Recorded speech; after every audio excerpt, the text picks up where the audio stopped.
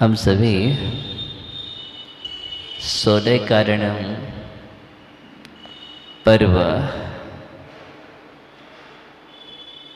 अर्थात 16 करण भावनाएं भाने वाला महापर्व है। जो पर्व हमारे लिए 3 बार वर्ष में आगमन होता है और 3 बार पर्व में आगमन होने का संकेत ये है कि अपने जीवन में 3 को धारण करो। निरंतर भावना भाव। जब तक हम सम्यक दर्शन ज्ञान चारित्र को अंगीकार नहीं करेंगे तब तक हमारे जीवन में वो भावनाएं फलित नहीं होगी। भावना के बारे में हमने सुना है, 12 भावना, वैराग्य भावना, ये सब वैराग को उत्पन्न करने वाली भावना है। संसार का दिग्दर्शन कराने वाली भावना है। सम्यक दृष्टि जीव, धर्मात्मा जीव ये भावनाओं को निरंतर भाता है। समाधि भावना है। वह सम्यक दृष्टि जीव उस लक्ष्य प्राप्ति के लिए भाता है। मेरी भावना संसार के समस्त जीवों के प्रति साम्य परिणाम, दया के परिणाम, करुणा के परिणाम, मैत्री के परिणाम की भावना से भाता है। लेकिन 16 कारण भावनाएं जो हैं एक विशिष्ट भावनाएं हैं और इन भावनाओं का बड़ा अद्भुत ही चमत्कार है। ये भावनाएं अतिशयकारी भावनाएं हैं जिन भावनाओं को भाने से इस आत्मा के अंदर तीर्थंकर प्रकृति का संचय होता है। तीर्थंकर प्रकृति का अर्जन करने वाली भावना 16 करण भावनाएं हैं। और भावना का मतलब यहाँ पर उस आत्मा के अंदर समष्टि के कल्याण की भावना समाई हुई है। एक ऐसी भाव दशा, एक ऐसे परिणाम जो सर्वोच्च क्वालिटी के परिणाम होते हैं, जिसमें समष्टि के, विश्व के, लोक के प्राणियों के हित की भावना निरंतर भाई जाती है।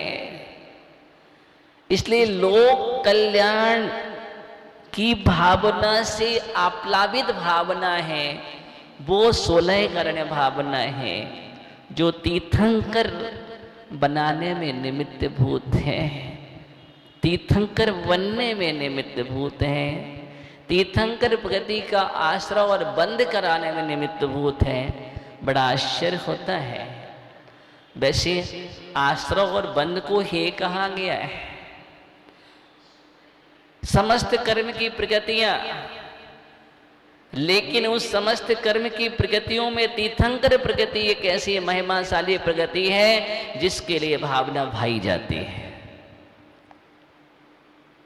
बाकी कोई कर्म प्रगति की भावना नहीं भाई जाती कि इस कर्म का बंद हो जाए, इस कर्म का बंद हो जाए। अपितु बंद को समाप्त करने वाली भावना भाई जाती है। लेकिन 16 कारण भावना ऐसे जो तीर्थंकर प्रगति को लाती है। ऐसी महान 16 करण भावना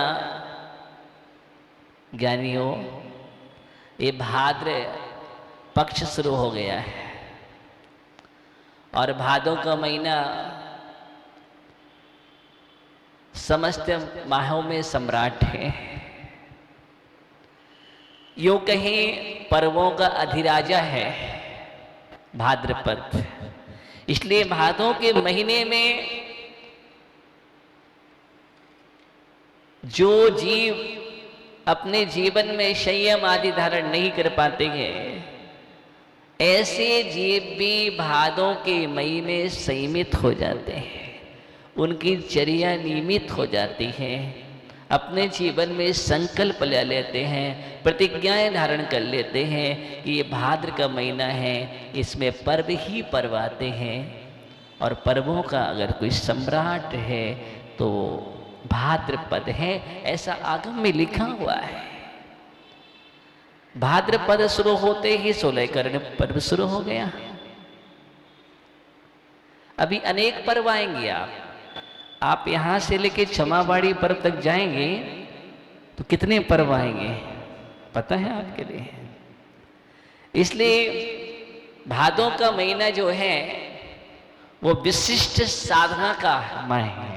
विशिष्ट साधना और आराधना का योग जिसमें बनता है, जिसमें अपने जीवन को संयमित करके चला जाता है। कोई भी गृहस्थ भी क्यों ना हो, वो भी अपने जीवन में ऐसा गृहस्थ जो कुछ ना करता हो, वो भी अपने जीवन में इस महीने में कम से कम संयमित हो जाता है, नियम से बंध जाता है, प्रतिज्ञाबद्ध हो जाता है। तो मंथन करने से निकला, ऐसी ही जो आत्मा तीर्थंकर के पाद मूल में, केवली दुख के पाद मूल में, ऐसा सिद्धांत ग्रंथ में लिखा है। सिद्धांत चक्रवर्ती नेमिचंद स्वामी लिखते हैं, तिथ्रे बंद्य पारम भया केवली दुगंते। वह कर्म भूमि का मनुष्य सम्यक दृष्टि केवली दुख के पादमूल में, केवली या शुद्ध केवली के पादमूल में, क्योंकि वो विशुद्धि अन्यत्र नहीं हो सकती है, इसलिए केवली का ही पादमूल चाहिए, दुख का पादमूल चाहिए। इनके बिना आप कितनी भी भावना भालो, तीर्थंकर प्रगति का बंद होने वाला नहीं है। तो वही वो भी सम्यक दृष्टि, मिथ्या दृष्टि को बंद नहीं होता तीर्थंकर प्रगति का, और मिथ्या दृष्टि तीर्थंकर प्रगति का बंद नहीं कर सकता है। जिसने पूर्ण रूप से मिथ्यात का वमन कर दिया है, पूर्ण रूप से मिथ्यात का त्याग कर दिया है, ऐसा अवृत सम्यक दृष्टि भी अथवा देशवृत्ति अथवा महावृत्ति प्रमत्त अप्रमत्त गुरुस्थान वाले, यह चौथे गुरुस्थान से सप्तम गुरुस्थान तक अथवा अष्टम गुरुस्थान के प्रथम भाग तक तीर्थंकर प्रगति का बंध होता है। ऐसा जीव जो इनकी पादमूल में जाकर के, पादमूल का मतलब उनके चरणों में, उनके आश्रय में, उनके शरण में जाकर के बैठ करके निरंतर भावना भाता है। क्या करता है?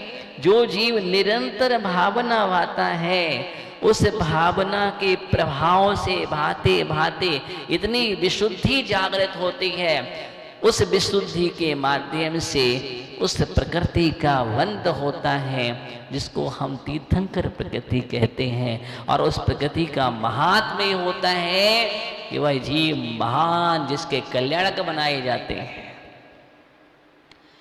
अथवा भारत ऐरावत क्षेत्र की अपेक्षा से 5 कल्याणक, अथवा विदेश क्षेत्र की अपेक्षा से 2 कल्याणक, अथवा 3 कल्याणक, अथवा 5 कल्याणक। वहां 2 कल्याणक वाले तीर्थंकर भी होते हैं, 3 कल्याणक वाले भी होते हैं, और 5 कल्याणक वाले भी होते हैं। क्यों? जिसने पूर्व भाव में, तीसरे भाव में तीर्थंकर प्रकृति का बंध कर लिया पादमूल में इतनी विशुद्धि के साथ, वह जीव जाकर के 5 कल्याणकों को प्राप्त होता है, जिसका कर्म जन्म तप ज्ञान और मोक्ष कल्याणक बनाया जाता है। अथवा विदेश क्षेत्र की अपेक्षा से किसी भव्यात्मा ने सम्यक दर्शन को प्राप्त कर लिया और उस सम्यक दर्शन को प्राप्त करके अभी संयम धारण भी नहीं किया, लेकिन सम्यक दर्शन है, उसके पास पूर्ण आस्था है वीतरागी परमात्मा के प्रति, सच्चे देव को देव का जो स्वरूप है, गुरु का जो स्वरूप है, जिनवाणी का जो स्वरूप है, आत्मा का जो स्वरूप है, उस पर पूर्ण श्रद्धा कर रहा है, ऐसा जीव तीर्थंकर के पादमूल में या केवली सुकेवली के पादमूल में वह भावना भाता है तो वह तीर्थंकर प्रकृति का बंध कर लेता है। अब वो अवरस संवेद दृष्टि ने तीर्थंकर प्रकृति का बंध कर लिया और वो अब दीक्षा लेगा, तो दीक्षा लेते ही उसका दीक्षा कल्याणक बनाया जाएगा। कौन सा कल्याणक? दीक्षा कल्याणक होगा, ज्ञान कल्याणक होगा और मोक्ष कल्याणक होगा। इसलिए उसकी अपेक्षा से 3 कल्याणक बनाए जाएंगे। अथवा कोई मुनराज है, मुनराज ने तीर्थंकर प्रकृति का बंध किया तो उनके 2 कल्याणक होंगे, उनको ज्ञान हो, केवल ज्ञान होते ही केवल ज्ञान कल्याणक होगा और मोक्ष कल्याणक होगा। ये विदेशित की अपेक्षा सिद्धांत है। कुछ आपको तात्विक चर्चा कर रहा हूं, सिद्धांतिक चर्चा है। तो ऐसी तीर्थंकर प्रकृति सबसे प्रभुत्वशाली महिमाशाली प्रकृति है, जिस प्रकृति के बंद करते ही पूरा विश्व लोक, जिसका महात्म इतना है मालूम है, इसलिए 3 लोक में हलचल मच जाती है। उस भव्यात्मा मान पुण्यशाली जीव होता है। सम्यक दर्शन विशुद्ध विशुद्ध विशिष्ट क्वालिटी का सम्यक दर्शन, आत्म तत्व, आत्म दृष्टि, आत्म श्रद्धान पूर्वक जिसकी रुचि अपने स्वरूप पर है और वह आत्म दृष्टा इस विशुद्धि की भावना से, जिसके पास पूर्ण 8 अंग हैं, 25 मल दोषों से रहित है, ऐसा अथवा निर्मल सम्यक्त है जिसका, ऐसा वही जीव इस विशुद्धि के साथ, असीम श्रद्धा के साथ विश्व कल्याण की भावना से भर जाता है। ऐसा जीव तीर्थंकर प्रति के बंद करता है और उसके साथ जो भावना भाना पर कल्याण की, उस विशुद्धि का नाम है दर्शन विशुद्धि।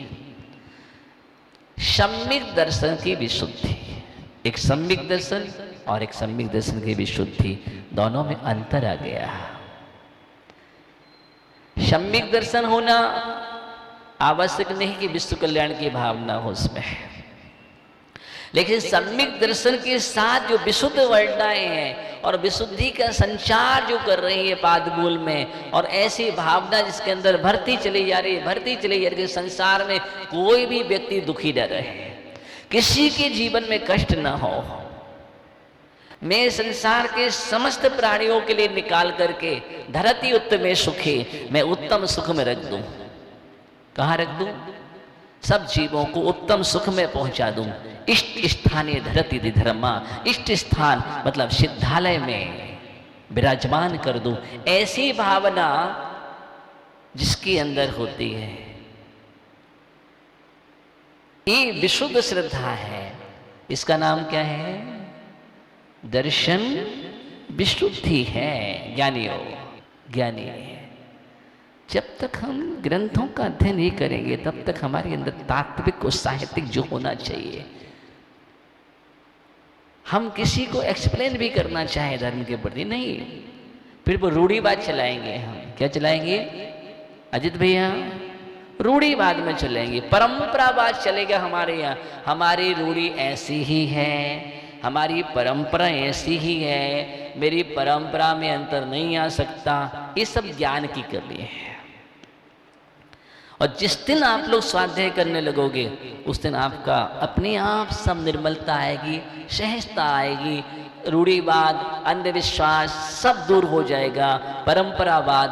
क्योंकि रूढ़ीवाद, अंधविश्वास का नाम सम्यक दर्शन नहीं है, धर्म नहीं है। धर्म में जहां पर कोई रूढ़ीवाद नहीं होता, जहां पर कोई अंधविश्वास नहीं होगा, अंधश्रद्धा का अभाव जहां पर होता है, उसका नाम सम्यक दर्शन है। उन्होंने कहा तुम्हारी कुल परंपरा में चली आ रही है ये करना, हाँ करना। ये सब क्या है? धर्म नहीं है, इसका नाम धर्म है ही नहीं है। आपकी कहानी वैसी हो, दिन रात चले हम, रात भर नाव खेई, लेकिन जब मालूम चली तो कहाँ बधी थी? वही की वही है, वहीं से हिली भी नहीं है, वही है जहां से हिली नहीं है। लेकिन मेहनत, ज्ञानी विजय भैया, मेहनत बराबर चली, बिल्कुल श्रम किया है। कोलू के बैल की तरह, जानते हो ना कोलू का बैल बहुत चलता है, बहुत चलता है चिक्की भैया, लेकिन अगर उसे पूछा जाए गोलू ज्ञानी कितना चला, तो वो ये कल्पना कर रहा था कि मैं तो कितनी दूरी तक पहुंच गया हूं, लेकिन जब देखा पट्टी हटाई तो क्या जहां था वहां का वही है, वहां से कहीं पहुंचा ही नहीं है। यही तो मेरी कहानी है। ऐसा मत करो, पर बारह है, विशुद्धि के साथ समझो, तत्व चर्चा कर, तत्व चर्चा की आदत डालो, ग्रंथों को पढ़ने की आदत डालो। संजय भैया कुछ नहीं, ऐसे ग्रस्त तो हम कई बार हो गए हैं, कई बार ज्ञानी दिलीप, कई बार हमने संसार में आए, फिर इस पर्याय में आए, फिर उस पर्याय में चले गए, फिर उस पर्याय से उस पर्याय में चले गए। ये सब चलता रहे, संसार चक्र चल रहा है, इससे कोई मतलब नहीं होने वाला। समय आपका हो गया। दर्शन विशुद्धि भावना एक निर्मलता का नाम है, स्वच्छता का नाम है। तो ऐसी दर्शन विशुद्धि के बारे में फिर हम आपसे चर्चा करेंगे। अंधश्रद्धा नहीं करना जीवन में, बहुत अंधश्रद्धा है हमारे जीवन में, श्रद्धा नहीं है, अंधश्रद्धा से हट करके विशुद्ध श्रद्धा को प्राप्त करना दर्शन विशुद्धि की ओर है। कौन सी श्रद्धा? श्रद्धा अंधश्रद्धा कि अश्रद्धा, क्या कि विशुद्ध श्रद्धा? कौन सी? विशुद्ध श्रद्धा तक पहुंचेंगे तब हम दर्शन विशुद्धि की चर्चा करेंगे। तब वो दर्शन विशुद्धि महान तीर्थंकर प्रगति के बंध में निमित्त बनती है। वहाँ तक हमें पहुँचना है, अपने अंदर से अश्रद्धा को भी समाप्त करना है और अंधश्रद्धा, दोनों ही खतरनाक है। अश्रद्धा तो अश्रद्धा है ही, वो तो है ही, अंधश्रद्धा भी खतरनाक हो जाती है। इसलिए दोनों को हम दूर करके श्रद्धा के साथ विशुद्ध श्रद्धा की धारा में बहे, इसी भावना के साथ ओम नमः सदेव्यः।